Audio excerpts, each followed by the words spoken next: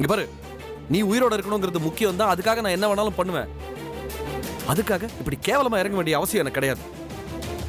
இல்ல விஸ்வா, இப்படிலாம் சொல்லி அந்த அகிலாவை நம்ப வச்சு நடிச்சு ஏமாத்தணும். நான் மட்டும் எப்படி உங்களை விட்டு கொடுப்பேன்? என்ன சாகடிச்சு உங்க கூட வாழணும்னு நினைக்கிற அந்த அகிலாவை நான் விட்டுருவேனா? அவளால நான் எவ்வளவு கஷ்டங்களை அனுபவிச்சிருக்கேன். நாமளும் அவளோட போக்கிலேயே போய் நடிச்சு ஏமாத்தலாம். இத நீங்க சொன்னா அவ கண்டிப்பா நம்ப மாட்டான். நான் சொல்றதுதான் சரின்னு எனக்கு தோணுது. நந்தினி சொல்றதா எனக்கு சரின்னு படுது விஸ்வா. அந்த அகிலா கிட்ட நம்புற மாதிரி நடிச்சு அவளை நாமளும் ஏமாத்துவோம். நந்தினி உயிரை காப்பாத்த இதுதான் நல்ல வழின்னு எனக்கு தெரியுதுப்பா. இது பாரு, நீ சொன்னா கூட அகிலா உன்னை நம்ப மாட்டா. நந்தினி சொன்னாதான் கண்டிப்பா அவன் நம்புவா. நிலைமையோட சீரியஸ்னஸ் புரியாம ரெண்டு பேரும் இம்மெச்சூரா பேசிக்கிட்டு இருக்கீங்க. ஃபர்ஸ்ட் ஆஃப் ஆல் அவ அதை நம்ப மாட்டா. அப்படியே நம்பினாலும் சேர்ந்து வாழறதுன்னு அவ எதை சொல்றான்னு உனக்கு புரியுதா? அவளை நான் தொட வேண்டாம். தொடர தூரத்துல நிக்கிறது கூட எனக்கு அருவருப்பா இருக்கும். ப்ளீஸ் தயவு செஞ்சு இந்த மாதிரி ஏதாவது பிளான் பண்ணாதீங்க. அப்படின்னா நம்ம நந்தினி செத்துட்டா பரவாயில்லடா. இப்போ நமக்கு நந்தினியோட உயிர் தான் முக்கியம். அவ உயிரை காப்பாத்த என்ன டிராமா பண்ணாலும் பரவாயில்லடா. விஸ்வா, சரின்னு சொல்லுப்பா. நந்தினி சொல்ற யோசனையை விட நல்ல யோசனை வேற எதுவுமே இல்ல. நாம எல்லாருமா சேர்ந்து அவளை ஏமாத்துவோம். நீங்க விடுங்க அத்தை. விஸ்வாவை நான் சமாதானப்படுத்திக்கிறேன். என் புருஷனையும் என் குழந்தையும் காப்பாற்ற வேண்டியது என்னோட பொறுப்பு. அந்த அகிலாவை நான் பாத்துக்கிறேன். நீங்க ரெண்டு பேரும் இதுக்கு சம்மதிச்சா அது போதும். அவளை என்ன பண்ணணும்னு எனக்கு தெரியும்.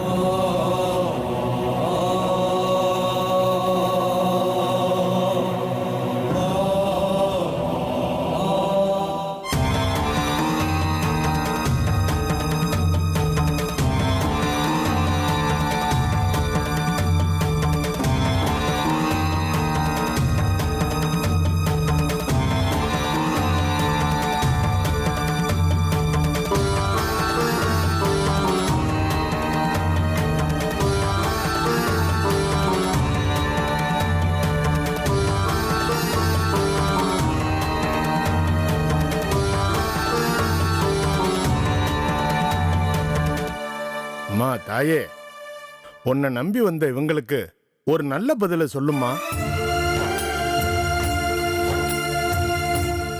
சொல்லுங்கம்மா, உங்களுக்கு என்ன பிரச்சனை?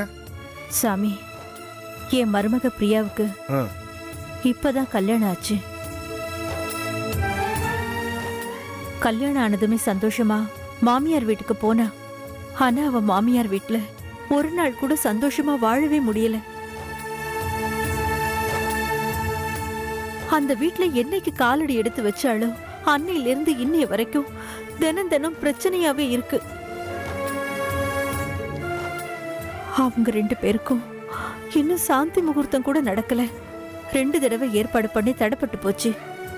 இதுல அவங்க மாமியாரும் சேர்ந்துக்கிட்டு அவளை சந்தேகம் வேற படுறாங்க. அவ மனசு நோகிற மாதிரி வார்த்தையால குத்தி காட்டுறாங்க. அவளுக்கு கொஞ்சம் கூட நிம்மதியே இல்ல. இதுக்கெல்லாம் காரணம் என்னன்னு எங்களால புரிஞ்சுக்கவே முடியல. அதனாலதான் எங்க பிரியா ஜாதகமும் அவளோட புருஷன் ஜாதகமும் கொண்டு வந்திருக்கேன். ஜாதகத்தை பார்த்து சொல்லுங்க சாமி. ஜாதகத்தை கொடுங்கம்மா. இது என் மருமக பிரியாவோட ஜாதகம்.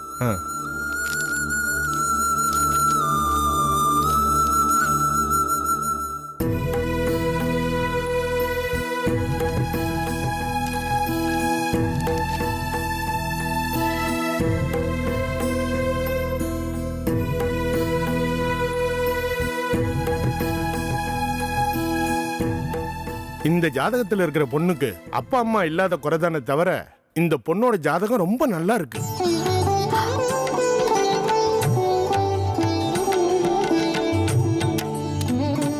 இந்த பொண்ணோட புருஷன் ஜாதகத்தை கொடுங்கம்மா. இந்தாங்க.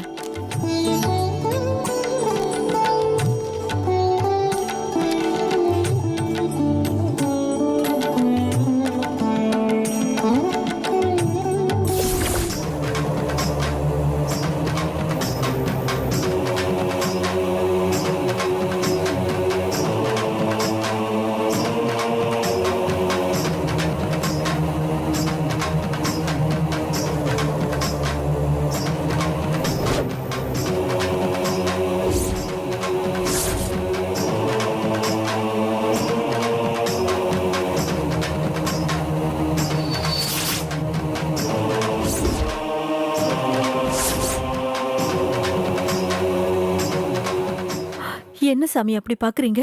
இந்த ஜாதகக்கார பையனுக்கு மாரக கண்டம் இருக்குமா. என்ன சாமி இப்படி சொல்றீங்க? இந்த பையன் இன்னும் உயிரோட இருக்கான்னா அதுக்கு காரணம் இந்த பொண்ணோட மாங்கல்ய பாக்கியம்தான். இந்த பையனோட ஜாதகத்துல மிகப்பெரிய தோஷம் ஒண்ணு இருக்கு. அந்த தோஷத்தை இவர் கழிக்காத வரைக்கும் அவரும் நிம்மதியா இருக்க முடியாது, அவர் கூட இருக்கிறவங்களையும் நிம்மதியா வச்சுக்க முடியாது. தினம் ஏதாவது ஒரு பிரச்சனை வீடு தேடி வந்துகிட்டே இருக்கும்மா. ஆமா சாமி, நீங்க சொல்றபடிதான் நடந்துட்டு இருக்கு. இதுக்கு நாங்க என்ன பண்ணணும்? பரிகாரம் தான்மா பண்ணணும். என்ன பரிகாரம் பண்ணணும் சொல்லுங்க சாமி. நாங்க எந்த கோவிலுக்கு போனோம் சொல்லுங்க. நீங்க எந்த கோயிலுக்கு போய் பரிகாரம் பண்ணாலும் அது பூர்த்தி ஆகாது. இந்த பையனோட ஜாதகத்துல தோஷம் இருக்கிறதுனால இவரோட குலதெய்வ சாமிக்கு இவரோட மனைவி சுத்தபத்தமா குளிச்சுட்டு அந்த குலதெய்வம் கோயிலே 3 நாள் தங்கி மௌன விரதம் இருந்து வழிபட்டா தான் இந்த பையனோட தோஷம் கழியும். சாமி, நீங்க சொல்ற மாதிரி என் மருமகளை கோவிலுக்கு கூட்டிட்டு போய் மௌன விரதம் இருக்க வைக்கிறதுல எங்களுக்கு எந்த பிரச்சனையும் இல்ல. ஆனா ஒரு நாள்னா பரவாயில்ல, நீங்க 3 நாளைக்குன்னு சொல்றீங்களே, அதுதான் கொஞ்சம் யோசிக்கிற மாதிரி இருக்கு. இப்பதான் கல்யாணம் ஆகி புது தம்பதிகளா இருக்காங்க, அதுக்குள்ள 3 நாள் பிரிஞ்சு இருக்கணும்னு சொல்றீங்களே. இப்ப 3 நாள் பிரிஞ்சு இருக்கலன்னா அவங்க கடைசி வரைக்கும் பிரிஞ்சுதாம்மா இருக்கணும். பையனோட ஜாதகத்துல அவ்வளவு தோஷம் இருக்கு. அந்த பொண்ணு கடுமையா மௌன விரதம் இருந்தா தான் அவங்க புருஷனை காப்பாற்ற முடியும். இதுக்கப்புறம் உங்க விருப்பம். சாமி, நீங்க சொல்றபடியே செஞ்சிடறோம் சாமி. அந்த பொண்ணு கோயில்ல மௌன விரதம் இருக்கும்போது அதுக்கு நிறைய பிரச்சனைகள் வர்றதுக்கு வாய்ப்பு இருக்கு. அதுக்காக விரதத்தை பாதியிலே நிறுத்தக்கூடாது. அப்படி நிறுத்தினா அவங்க புருஷனோட உயிருக்கு ஆபத்து ஏற்படும்.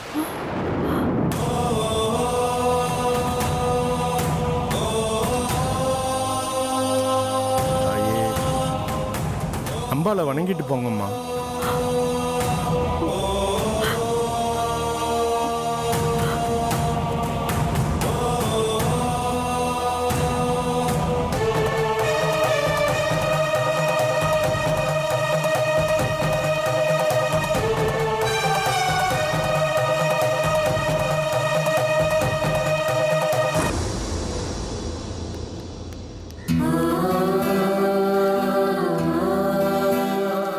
நம்ம பிரியாவுக்கு எத்தனை சோதனை தான் வரும்னு தெரியல. பிரியாவை கோவிலுக்கு கூட்டிட்டு போய் விரதம் இருக்க வைக்கிறதுக்கு கீதா அம்மாவும் வருணும் ஒத்துக்குவாங்களா? என்னத்த நீங்க பேசிட்டு இருக்கீங்க? வருண் மாமா உயிருக்கு ஆபத்து இருக்கும்போது இதனால ஜோசியர் சொன்னதை நம்ம பண்ணிதானே ஆகணும்.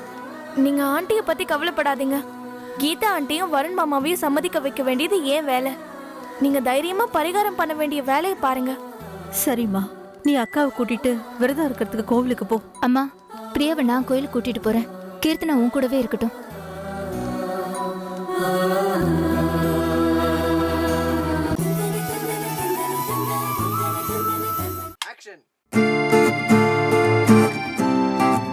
மனசு தடுமாறும், அது நினைச்சா நேரம் மாறும். மயக்கம் இருந்தாலும் ஒரு தயக்கம் தட போடும்.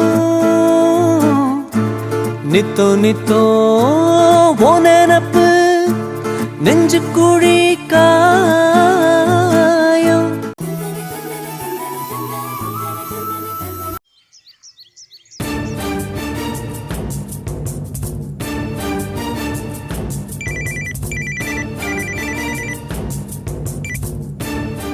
ஹலோ, நான் நந்தினி பேசுறேன். அகிலா, நீ எங்க இருக்க?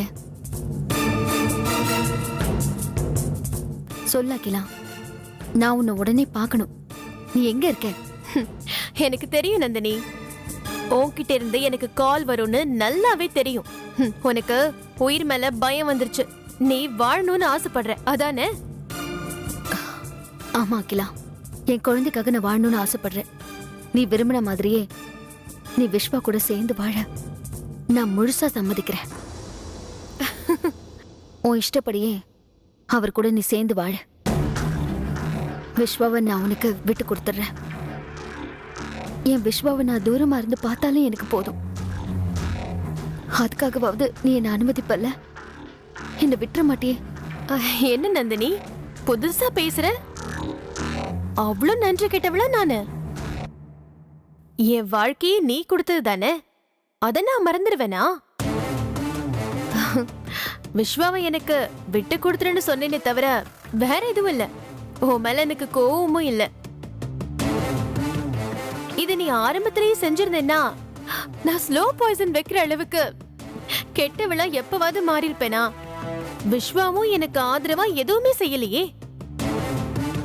அப்படி செஞ்சிருந்தா நம்ம 3 பேரும் சேர்ந்து ஒரு அழகான குடும்பமா சந்தோஷமா வாழ்ந்திருக்கலாம்ல. என்ன மட்டும் கெட்டவளா நினைச்சு ஒதுக்கும் போது தானே நானும் இப்படி கெட்டவளாவே மாறிட்டேன். சரி அகிலா, ஆனது ஆயிடுச்சு. இனிமே அந்த மாதிரி எதுவும் நடக்காது. அதுக்கு நான் பொறுப்பு. நீ எங்க இருக்கேன்னு மட்டும் சொல்லு, நான் உன்னை வந்து நேர்ல பாக்குறேன்.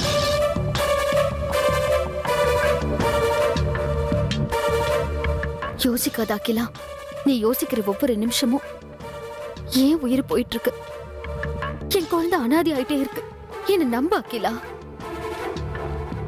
விஸ்வாவை நான் உனக்கு விட்டு தரேன். நீ சந்தோஷமா அவர் கூட குடும்பம் நடத்து. எந்த விதத்திலையும் நான் உனக்கு இடைஞ்சல இருக்க மாட்டேன். என் குழந்தைக்காக என் உயிரை நீ காப்பாத்தினா எனக்கு அதுவே போதும். நீ எங்க இருக்கன்னு மட்டும் சொல்லு. ஓகே, சொல்றேன், கேட்டுக்கோ.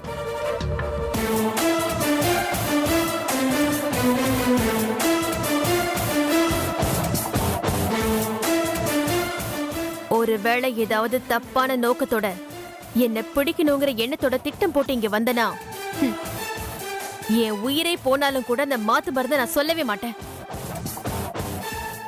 அப்புறம் உன் உயிரும் போயிடும், உன் குழந்தையும் அனாதை ஆயிடும். அத மட்டும் மறந்துடாத. இல்ல அகிலா, சத்தியமா சொல்றேன், என்ன நம்பு. நான் வேற எந்த எண்ணத்தோடையும் உன்னை நான் பார்க்க வரல. என் உயிர் தான் இப்ப எனக்கு முக்கியம். ப்ளீஸ் என்னை தயவு செஞ்சு புரிஞ்சுக்கோ. ஓகே, சீக்கிரம் வா. நீ கேக்குற உயிர் பிச்சைய உனக்கு நானே தரேன். சரி அகிலா, நான் உடனே கிளம்பி வரேன்.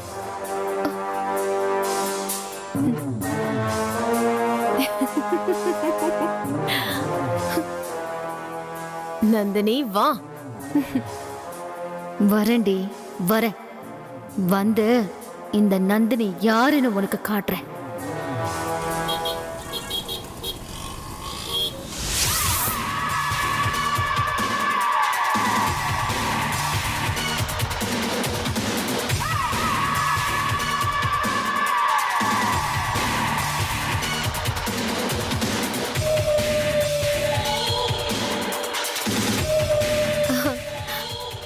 வா நந்தினி, உனக்காக தான் நான் காத்துக்கிட்டு இருக்கேன்.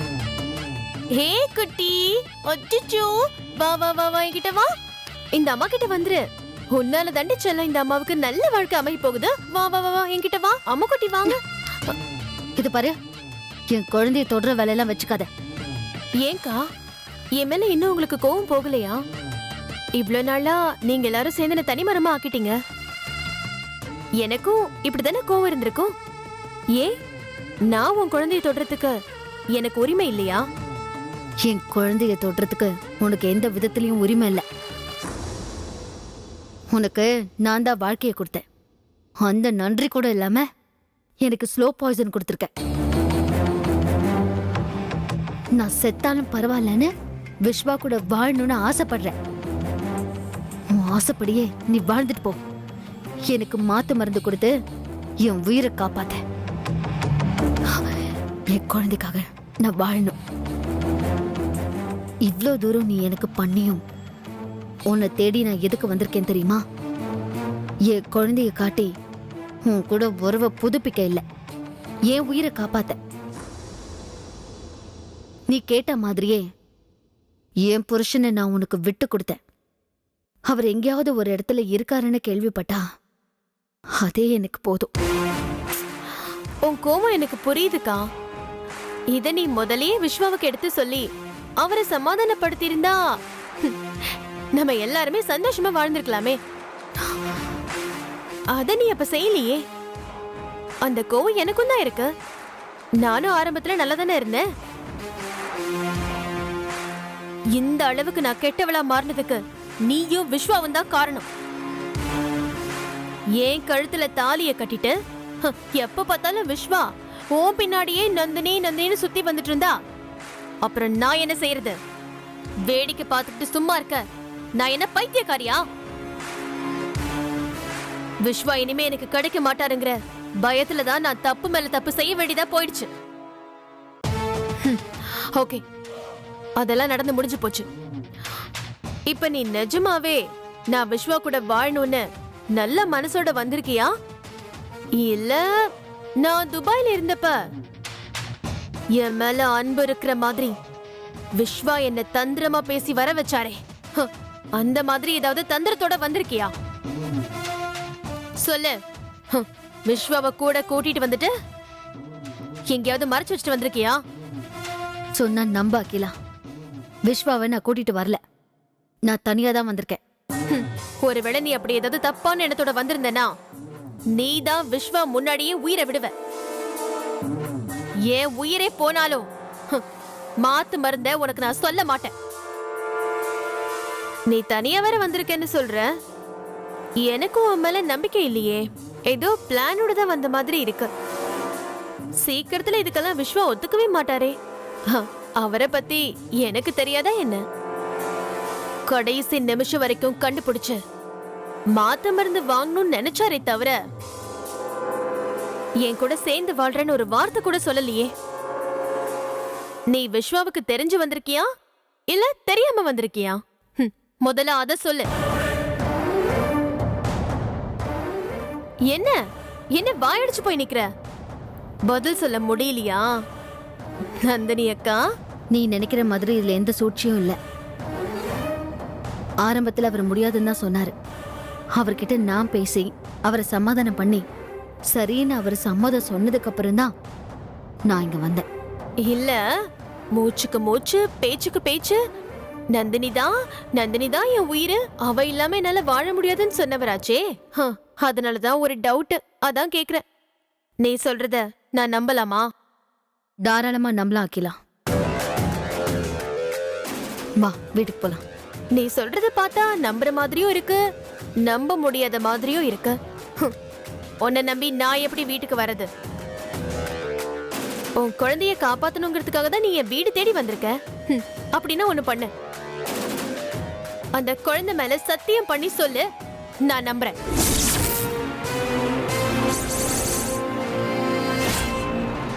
நீ சொல்றது உண்மைன்னா குழந்தை மேல சத்தியம் பண்ணி குழந்தைய தரையில போட்டு தாண்டு, நான் நம்புறேன். என்னடி பேசுற? பச்சை குழந்தை, அது மேல சத்தியம் பண்ணி குழந்தைய தாண்ட சொல்றியே, இதெல்லாம் உனக்கே நல்லா இருக்கா?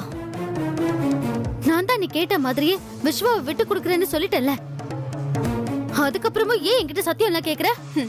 உனக்கு உன் குழந்தை முக்கியம்னா எனக்கு என் வாழ்க்கை முக்கியம். உன்னை நான் எப்படி நம்புறது? நீ குழந்தைய போட்டு தாண்டுனா நான் உன்னை நம்புறேன். இது பாரு, நீ வேற எது சொன்னாலும் நான் செய்யறேன். ஆனா என் குழந்தை மேல மட்டும் என்ன சத்தியம் பண்ண சொல்லாத, குழந்தையும் தாண்ட சொல்லாத. அப்படின்னா நான் உன்னை எப்படி நம்புறது? கடவுளே, என் குழந்தைக்காகவும் எனக்காகவும் நான் இப்போ ஒரு சத்தியம் பண்றேன், என்ன மன்னிச்சிரு. என்ன நந்தினி அக்கா, ஒரு முடிவுக்கும் வர மாட்டேங்கிறீங்க? அகிலா, இது விஸ்வா என் கழுத்துல கட்டின தாலி. இந்த தாலி மேல சத்தியமா சொல்றேன், நீ சொன்ன மாதிரியே நான் விட்டு கொடுத்து அவரோட உன்னை வாழ வைக்கிறேன். என்ன நம்ப, என் கூட வீட்டுக்கு வா. நீ குழந்தை மேல சத்தியம் கேட்ட. இந்த தாலி ஒவ்வொரு பொண்ணுக்கும் புனிதமானது. இது மேல சத்தியமா சொல்றேன், என்ன நம்பு.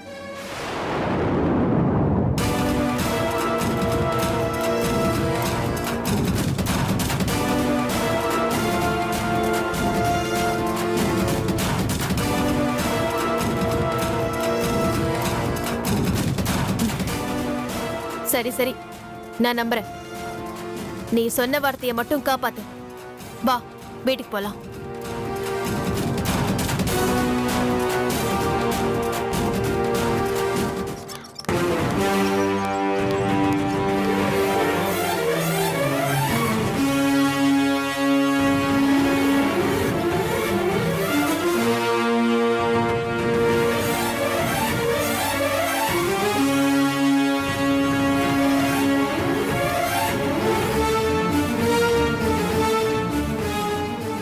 அத்தை, விஸ்வா, அகிலா வந்திருக்கா.